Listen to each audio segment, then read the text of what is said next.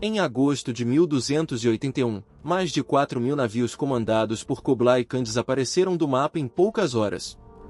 Foi a maior frota de invasão que o mundo já tinha reunido, e ela sucumbiu ao mar, não às espadas dos samurais. Os japoneses batizaram aquele vendaval de kamikaze, o vento divino. Mas quem escreveu essa história primeiro? Que manuscrito sobreviveu? E o que os destroços no fundo do oceano revelam sobre o que realmente aconteceu? No século XIII, Kublai Khan comandava o maior império já construído, do Pacífico até o leste europeu. Neto de Gengis Khan, ele conquistou a China e fundou a dinastia Yuan. Depois de anos exigindo que o Japão se tornasse vassalo do Império Mongol, e sendo ignorado pelo governo samurai em Kamakura, Kublai decidiu que só a força resolveria. Essa decisão puxaria o gatilho para duas invasões, e para uma das maiores catástrofes navais da história. Em 1274, a primeira frota mongol desembarcou na Baía de Akata, no litoral de Kyushu. Eram guerreiros mongóis, chineses e coreanos, com armas que os samurais nunca tinham enfrentado, como flechas explosivas e formações em bloco.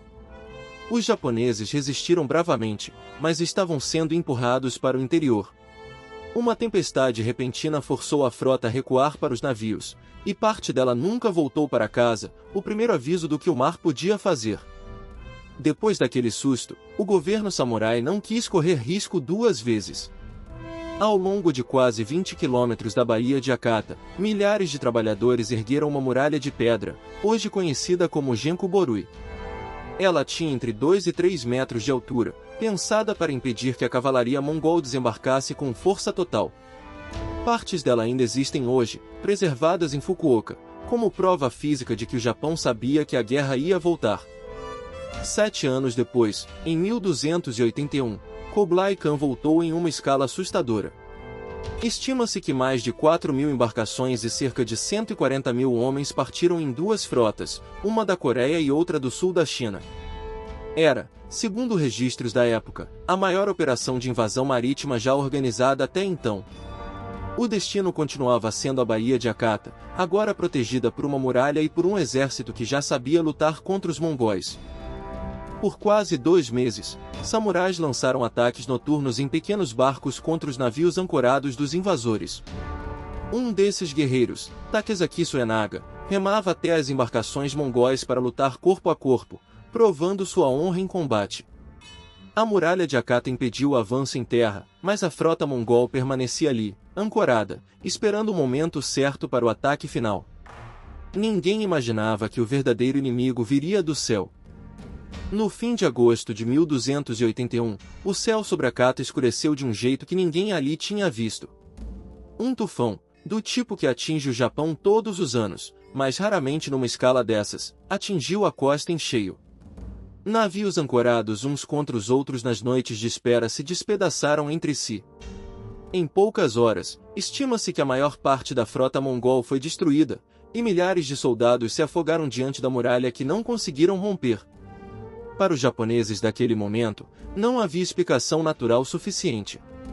O santuário de Akozaki, dedicado ao deus guerreiro Ashima, já era invocado havia gerações para proteger a nação contra invasores.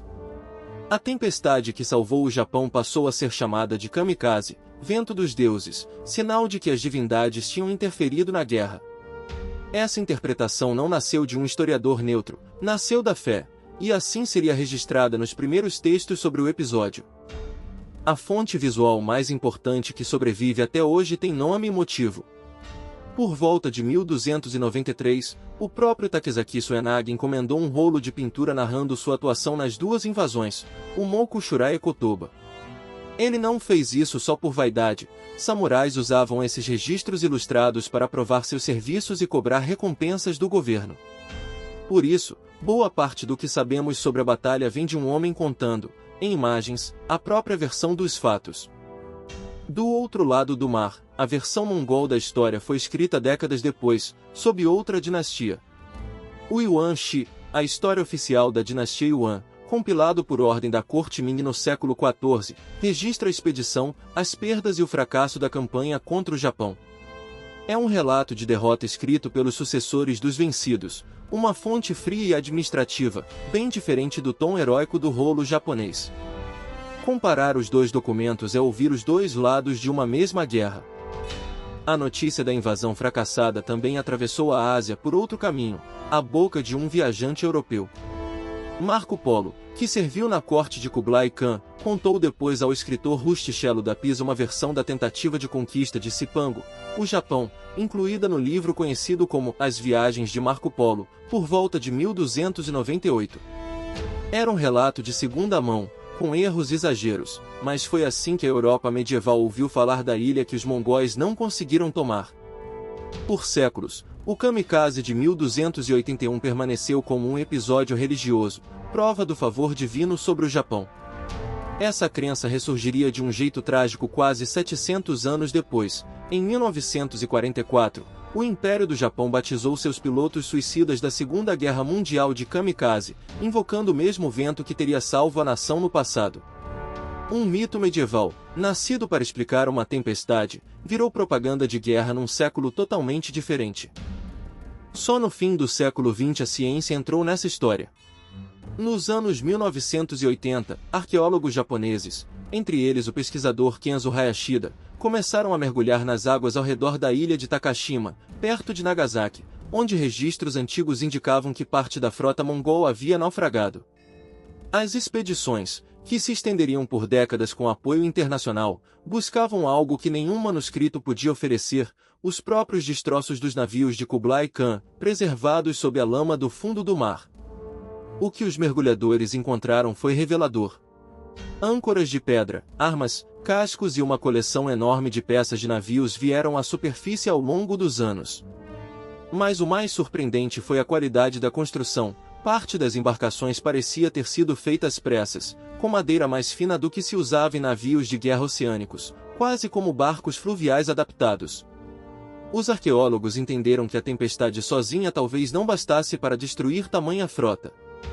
E aqui está a revelação que os destroços trouxeram à luz: o vento divino pode ter sido real como fenômeno climático, mas o desastre também tem explicação humana. Kublai Khan exigiu uma frota gigantesca em prazo curto, e parte dela foi construída rápido demais, por estaleiros chineses e coreanos pressionados pelo tempo. Quando o tufão chegou, muitos navios já eram estruturalmente fracos demais para resistir a qualquer tempestade forte. A lenda dizia que os deuses salvaram o Japão. A arqueologia mostra que a pressa de um império também ajudou a afundá-lo. A história do kamikaze de 1281 não é só sobre um tufão. É sobre como registros escritos por interesse, fé e orgulho nacional podem se transformar em verdade histórica, até que alguém mergulhe fundo o suficiente para checar. Da próxima vez que você ouvir uma lenda parecer perfeita demais, lembre-se, sempre existe uma fonte por trás, e às vezes um motivo. Se essa reportagem abriu sua cabeça, deixa o like, comenta o que você achou e se inscreve aqui no canal Batalhas Lendárias para a próxima grande história real.